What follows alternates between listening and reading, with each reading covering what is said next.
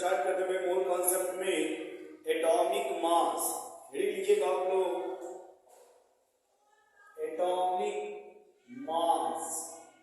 ठीक है, डेट आज का लिख लेना भाई 15/12/22। ओके, 15/12/22। ठीक है, अब यहां देखो जो एटॉमिक मास है ना, ये पहले तो ये रिस्पेक्ट में था हाइड्रोजन के रिस्पेक्ट में, जो रिस्पेक्ट में था वो हाइड्रोजन के रिस्पेक्ट में। अब देखो यहां पे है क्या, इसके नाम नहीं लिखा एटॉमिक मास। मास तो आप जानते हो, मास देखो मास जो होता है भाई, एक जो यहां लिखा वो और एक आपने सुना होगा मास साउथ में, तो वो मास अलग है और ये मास अलग है। ये जो मास है वो एक एटम का मास है, एक एटम का मास है, इसलिए इसको बोलते हैं एटॉमिक मास। Atomic mass. अब आपने सुना होगा कि I am a single person, हम एक सिंगल व्यक्ति हैं, और अगर हमारे तरह के बहुत से व्यक्ति हो, जब बहुत से व्यक्ति होंगे तो उसको एलिमेंट बोला जाएगा। जब हमारे ही तरह के बहुत से व्यक्ति होंगे उसे एलिमेंट बोला जाएगा। सेम प्रकार का, मेरे ही जैसा होना चाहिए। जैसे आप लोगों ने रोबोट का नाम सुना होगा, तो जब एक ही तरह का बहुत सा होता है तो उसी को हम लोग एलिमेंट बोलते हैं। लिखिएगा, mass of one atom of an element. Atomic mass क्या है भाई, देखिए ना दोस्त, mass of one atom of an element. ठीक है, एक एलिमेंट के एक एटम का जो मास होता है उसी को क्या बोलते हैं भाई, एटॉमिक मास। जैसे आप लोगों ने टिश्यू का नाम सुना होगा, तो उस जो टिश्यू है ना वो सेल के कॉम्बिनेशन से बनता है। जो एक सेल है ना, one cell, that is called one atom. बहुत से एटम है एक ही प्रकार का एलिमेंट, और एक एटम उसमें से ले लीजिए, वन एटम ले लीजिए, एटॉमिक मास। सॉरी, अब ये जो एटॉमिक मास है वो पहले mass of one hydrogen atom के रिस्पेक्ट में देखते हैं। जो एटॉमिक मास है वो mass of one hydrogen atom, mass of one hydrogen atom, ये कितना था भाई, 1। यदि वन हाइड्रोजन एटम के रिस्पेक्ट में जो एटॉमिक मास था वो 1 था। जब किसी भी एटम का पूछा गया तो कह दिया गया कि कार्बन हाइड्रोजन के रिस्पेक्ट में होगा। जैसे जिसका पूछा गया वो कह दिया गया इसका इतना भाग होगा, पहला भाग होगा, दूसरा होगा, तीसरा, चौथा, पांचवा, ऐसे ही बोलते चले गए लोग। जैसे कि एग्जांपल अगर पूछा गया आपसे mass of carbon atom, mass of carbon atom, mass of one carbon atom. अब देखो कार्बन में बहुत से थे, C12, C13, C14, तो उसमें से जो लिया गया वो C12। ठीक है, तो यहां पे बोला गया 12 into mass of one hydrogen atom. यानी जिसका भी मास पूछा गया एटॉमिक मास वो हाइड्रोजन के रिस्पेक्ट में था। जिसका भी एटॉमिक मास पूछा गया वो हाइड्रोजन के रिस्पेक्ट में था। जैसे अगला पूछ लीजिए मास ऑफ सोडियम एटम,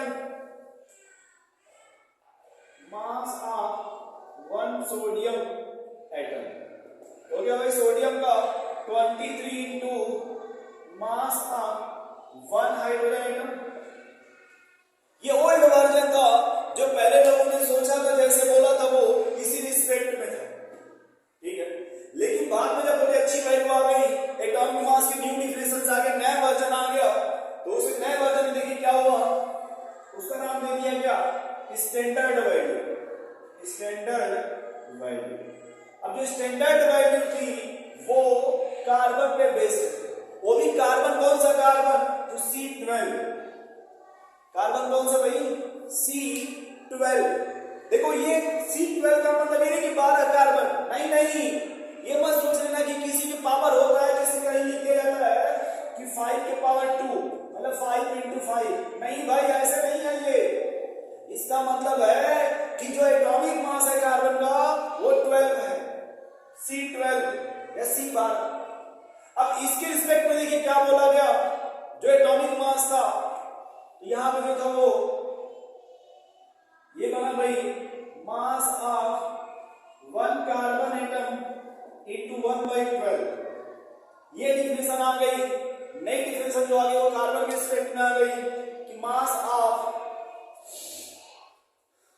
ये जो आ गई भाई यहां पे वो मास of 1 carbon atom, mass of 1 carbon atom, ठीक है। ये किसके इक्वल था, 1 AMU। अब ये सब बताते भाई कि क्या है क्या नहीं है, सब बताएंगे। ये किसके इक्वल था, 1 AMU के। अब जैसे देखो भैया, पहला हम लोगों ने पूछा था किसका, सोडियम का ले लेते हैं, या फिर एग्जाम्पल चेंज कर लेते हैं, मैग्नीशियम ले लेते हैं। इसे पूछा गया कि मास ऑफ 1 मैग्नीशियम एटम, ये पूछा मास of 1 magnesium atom, mass of 1 magnesium atom. अब क्या कहा गया कि सर उसी का फिर बताएंगे लेकिन तरीका चेंज कर देंगे, उसी का फिर बताएंगे लेकिन तरीका चेंज कर देंगे। यहां पे जो मेथड है वो चेंज कर दिया जाएगा। चेंज क्या होगा, इसमें कोई चेंजिंग नहीं होगी। जैसे 12 है तो मैग्नीशियम का 24 होगा, इसमें कोई चेंजिंग नहीं होगा। जो चेंजिंग होगा वो इसमें। अब इसके जगह लिखेंगे ये क्या भाई, मास ऑफ 1 कार्बन एटम into 1/12। या अगर आप मान लो से पूछा गया मास ऑफ नाइट्रोजन ले लो, 1 नाइट्रोजन एटम, तो देखो भाई 14 into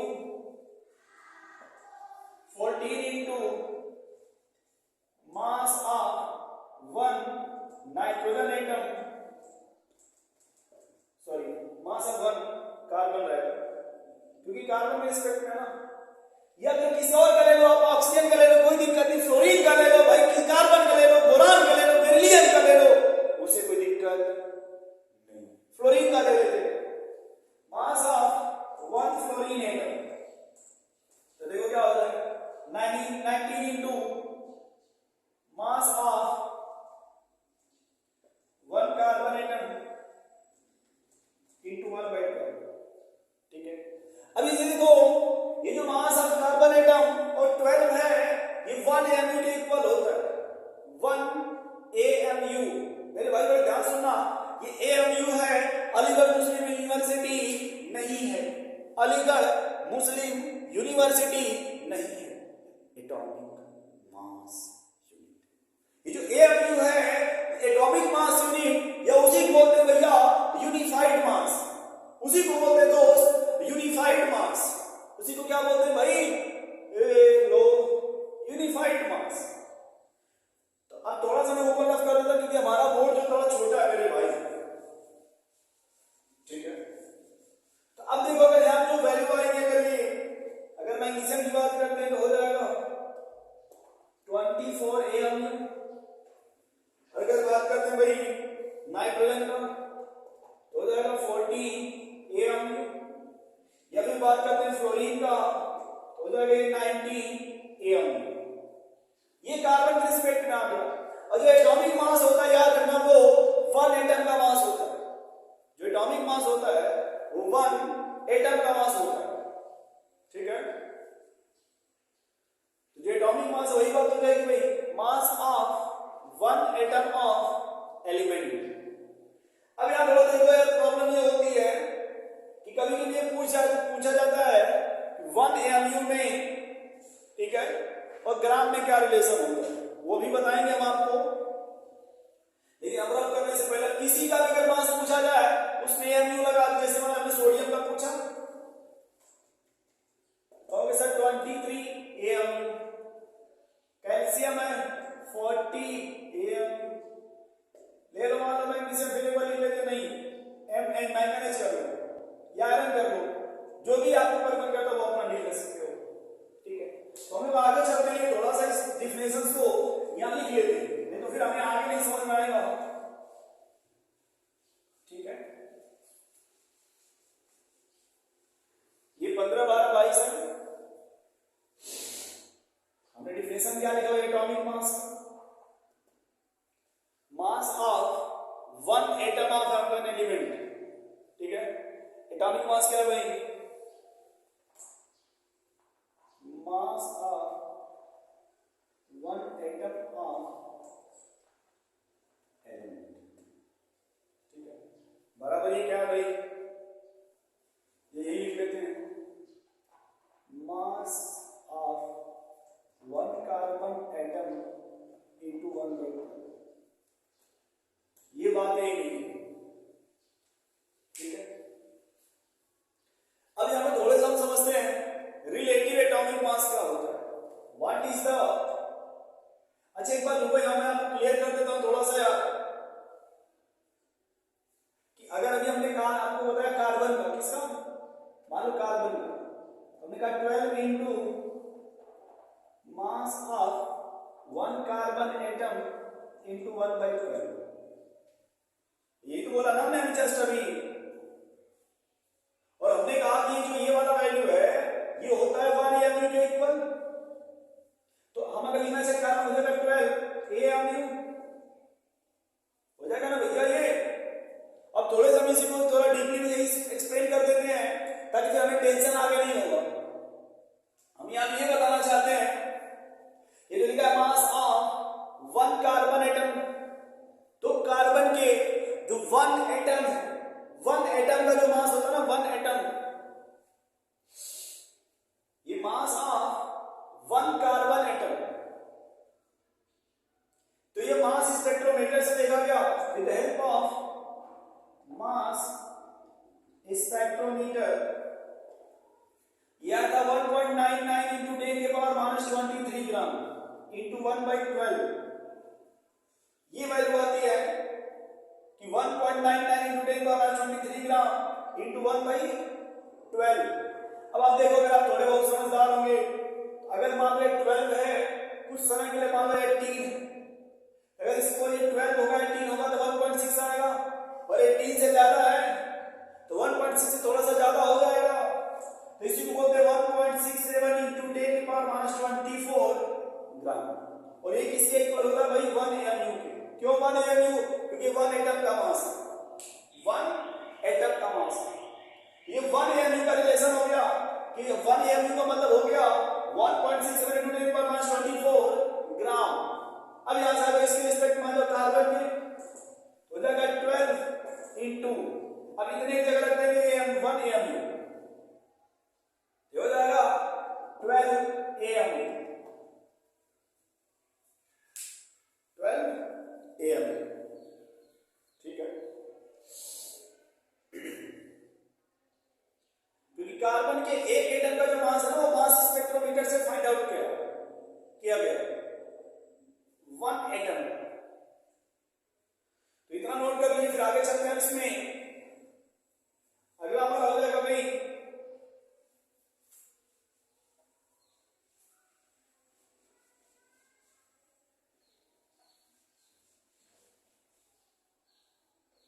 नेक्स्ट, लिखिएगा रिलेटिव एटॉमिक मास।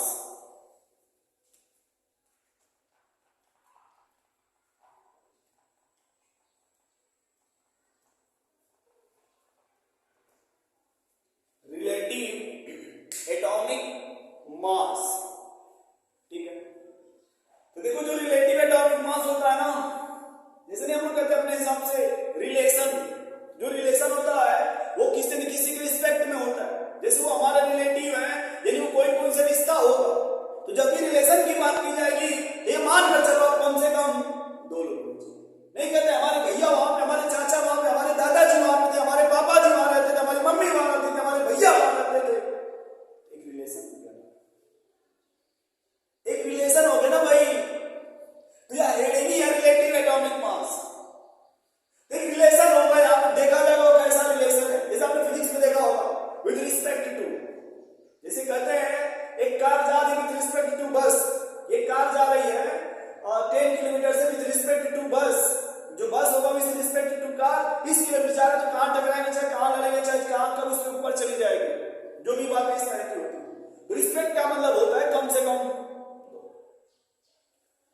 भाई रिलेटिव एटॉमिक मास क्या होता है, और बड़े प्रेम से लिखेंगे राम। अब याद रखना मेरे भाई, रिलेटिव एटॉमिक मास, रिलेटिव एटॉमिक मास देख लो भैया, mass of one atom of element, mass of one atom of element upon 1/12 into mass of one carbon atom, 1/12 into mass of one carbon atom। अब जैसे मान लो भैया ले लेते example relative atomic mass of, चलो carbon का ही ले लेते हैं, यहाँ पे सी लिखा हुआ है, लिख लेते भाई ऑफ सी, कि कार्बन के रिलेटिव एटॉमिक मास कितना है भाई, जो भी होगा। अभी देखते हैं इसे, हम पहले किसका निकालना जा रहे हैं भाई, कार्बन का, ठीक है। तो देखो कैसे लिखेंगे, कार्बन का एटॉमिक मास 12, अभी क्या लिखा है, mass of one atom of element. इसके पहले चले जाओ, आपने देखा होगा, हमने इसके जगह लिखा था mass of one atom of element की जगह 1/12 into mass of one carbon atom upon 1/12 into mass of one carbon atom. अब देखो यहाँ पे क्या हो गया, थोड़े अच्छे से अगर आप यहाँ देखोगे तो ये जो पार्टिकल जो ये है वैसे ये भी है, हम इसको जब डिवाइड करेंगे देखते हैं ऊपर चला जाएगा, और ये जो मास होगा वो नीचे आ जाएगा, और सेम कट जाएगा, यानी जो रिलेटिव एटॉमिक मास होगा वो आएगा कितना, 12। रिलेटिव एटॉमिक मास कितना आ गया, 12। जबकि अगर हम उस तरह से पूछते थे,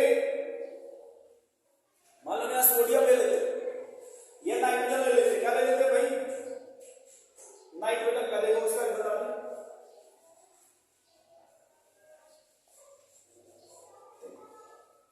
हम लिखना चाहते भाई relative atomic mass of N, nitrogen का, फिर वही डिफरेंशियल लिखेंगे, कौन सा, 14 into 1/12 into mass of one carbon atom upon 1/12 into mass of one carbon atom.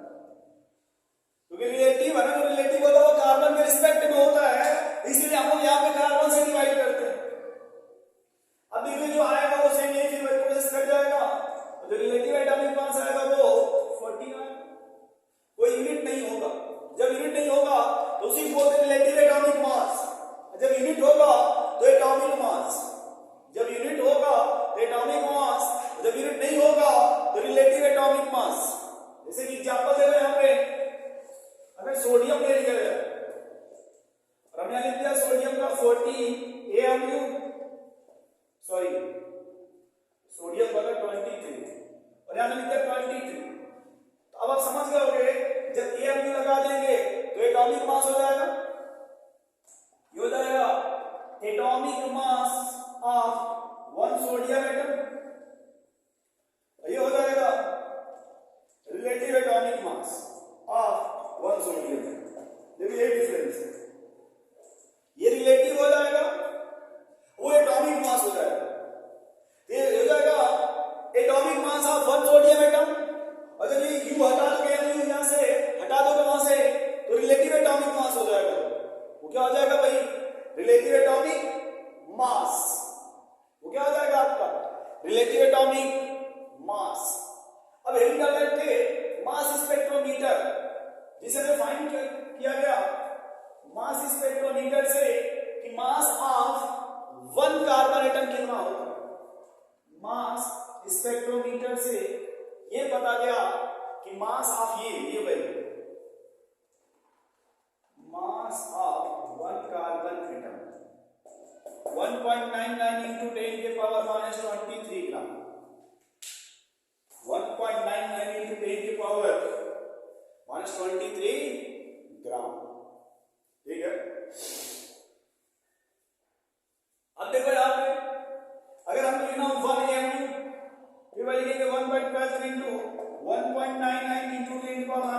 1.23 gram.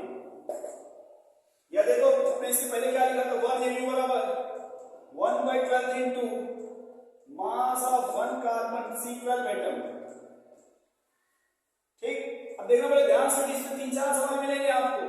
1/12 into, अब ये वैल्यू आपको मिल गई, जो मास ऑफ 1 कार्बन एटम है वो यहां से मिल गया आपको 1.99 into 10⁻23 ग्राम। और जब इसी को आप सॉल्व करोगे आ जाएगा ये 1 यानी इक्वल टू आ जाएगा 1.67 into 10⁻24 ग्राम। ये सॉल्व करने पे आ जाएगा 1.67 into 10⁻24 ग्राम। तो कभी कभी हमें कहते हैं ये रिलेशन पूछेगा ये या फिर ये 3 रिलेशंस होता है जो 1 mu का पूछा जाता है कि 1 mu इक्वल टू ये mu और ग्राम में क्या रिलेशन है, mu और ग्राम में क्या रिलेशन है, या चाहो इसमें लिख सकते हो 1 mu equal to 1.67 into 10⁻27 kg। kg में मास 27 हो जाएगा, kg में मास 27 हो जाएगा। अब यहां देखो थोड़ी बड़ी अच्छी बात है, इस चैप्टर का सबसे बेस्ट पॉइंट ये है कि जो 1.99 है ये 1.99 into 10⁻23 ग्राम में 1 एटम है। फिर 1 ग्राम में कितना हो जाएगा, 1 ग्राम में 1.99 into 10⁻23 ग्राम में 1 एटम, तो 1 में कितना हो जाएगा फिर 1.99 into 10⁻23 ग्राम। बोलो भाई, बताओ फिर आपसे ये पूछा जाए कि 12 ग्राम में फिर कितना हो जाएगा, 12 ग्राम अपॉन 1.99 into 10⁻23 ग्राम। अब देखो यहाँ पे ये ग्राम से ग्राम कट जाएगा, यानी बचे भाई 12/1.99 into 10⁻23। अब देखो कुछ सेकंड के लिए हम मान लेते हैं, फ्यू ऑफ सेकंड के लिए इसको 2 मान लो। अरे 1.99 है ना, उसको 2 मान लो तो 2/12 का 6 आ जाएगा और ये ऊपर चला जाएगा, मतलब 6 into 10⁻23। या अगर 2 से थोड़ा सा कम कर लोगे तो 6.022 into 10⁻23 या 6.023 into 10⁻20 एक नंबर आ गया, और इसी नंबर को बोलते हैं मोल। ये जो नंबर आ गया इसी नंबर को क्या बोलते हैं भाई, मोल। नोट कर लो भैया। अब अगले क्लास में हम लोग चर्चा करेंगे वो मोल। अभी हमने जो पढ़ा वो कुछ नहीं पढ़ा, हमने तो बस ये पढ़ा कि एटॉमिक मास क्या होता है।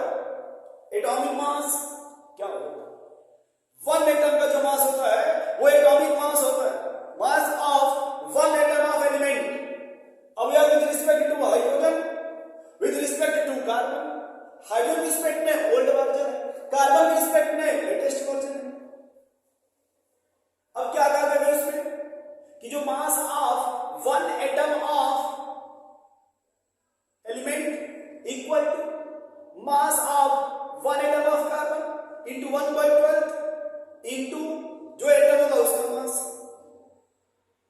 ठीक है, जैसे कि एग्जांपल देखो, अगर सोडियम की बात करें, चाहे ऑक्सीजन का ले लो, लेटेस्ट वर्जन में अगर ऑक्सीजन देखो ओल्ड वर्जन में क्या है 16 into mass of 1 hydrogen atom, और लेटेस्ट क्या, लेटेस्ट वर्जन उसी ऑक्सीजन के 16 into mass of 1 carbon atom into 1/12।